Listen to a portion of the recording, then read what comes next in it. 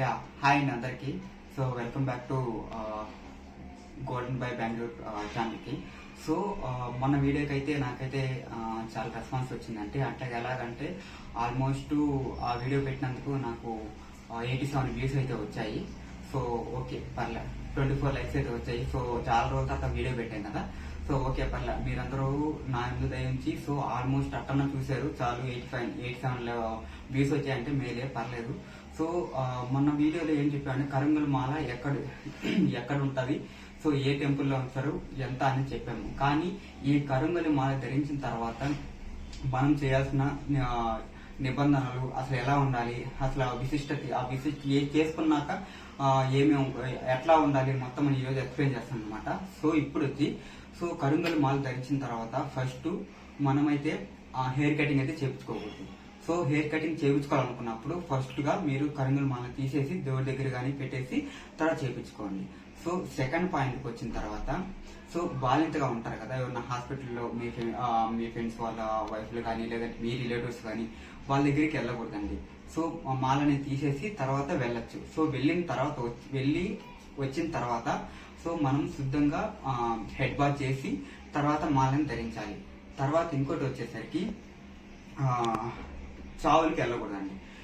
అంటే సేమ్ చావులకి వెళ్ళినప్పుడు కూడా సేమ్ అట్లాగే మనము వచ్చిన తర్వాత చావులకి వెళ్ళి వచ్చిన తర్వాత అంటే బాలింతలకి ప్రెగ్నెన్సీలకి వెళ్ళి వచ్చిన తర్వాత ఏం చేయాలంటే సో వచ్చిన తర్వాత మనమైతే మాలని సో ఫస్ట్ నీళ్ళతో శుద్ధి చేసుకొని తర్వాత వేసుకోవాలి, దేవుడి కాడ పూజించుకొని తర్వాత వేసుకోవాలి.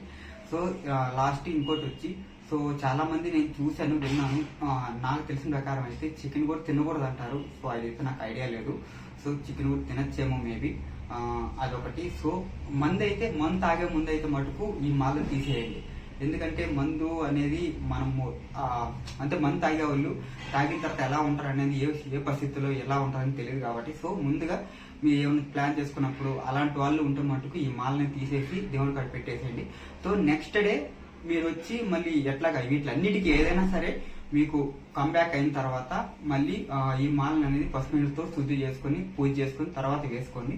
అప్పుడే దీని యొక్క విలువ అనేది మీ దగ్గర ఉంటుంది. అంటే దీని విలువ అంటే ఆల్మోస్ట్ పాజిటివ్ ఎనర్జీ అనేది ఉంటుంది కదా. సో ఆ పాజిటివ్ ఎనర్జీ అనేది దీంట్లో నుంచి పోకుండా చూసుకోవాలి. సో నెగిటివ్ ఎనర్జీ అనేది కూడా మన దాకా వచ్చిందంటే ఇంకా ఇది ఇలా వీటన్నిటికి కలిపి మనం ఏముందిలే ఎట్లాగైనా చేయొచ్చు అనుకుంటే దీని యొక్క పవర్ వెళ్ళి నెగిటివ్ ఎనర్జీ వచ్చేస్తుంది. ఈ నెగిటివ్ ఎనర్జీ వేసుకోవడం వల్ల మనకైతే ఏమి ఉపయోగం ఉండదు. సో లాస్ట్ గా ఇంకోటి వచ్చి సో నాకు ఒక పాయింట్ మర్చిపోయాను అనమాట. ఏంటంటే సో ఈ మాల ధరించడం వల్ల మనం మనం ఏదైతే కర్మలు చేస్తున్నామో ఆ కర్మ నుంచి కూడా తొలగించబడతాం అనేది నేనైతే విన్నాను. సో ఇదైతే అది ఎంత మాత్రం అనేది నిజమైతే నాకైతే తెలియదు. సో ఈ మాల ధరించిన తర్వాత మీరు చేయాల్సిన నియమ నిబంధనలన్నీ ఎక్స్ప్లెయిన్ చేశాను. సో ఇలా చేయగలను అనుకుంటే మాత్రమే మాల వేసుకోండి, సో లేదంటే వేసుకోకండి. సో ఓకేనా ఫ్రెండ్స్. సో మీరు ఈ వీడియోస్ అన్ని బాగా రావాలని కోరుకుంటూ so okay thanks and like share subscribe. So నన్ను ఇంకా బాగా పైకి పుష్ చేస్తారని అనుకుంటున్నాను. సో నా యూట్యూబ్ ఛానల్ సేమ్ అంటే కూడా. So thank you.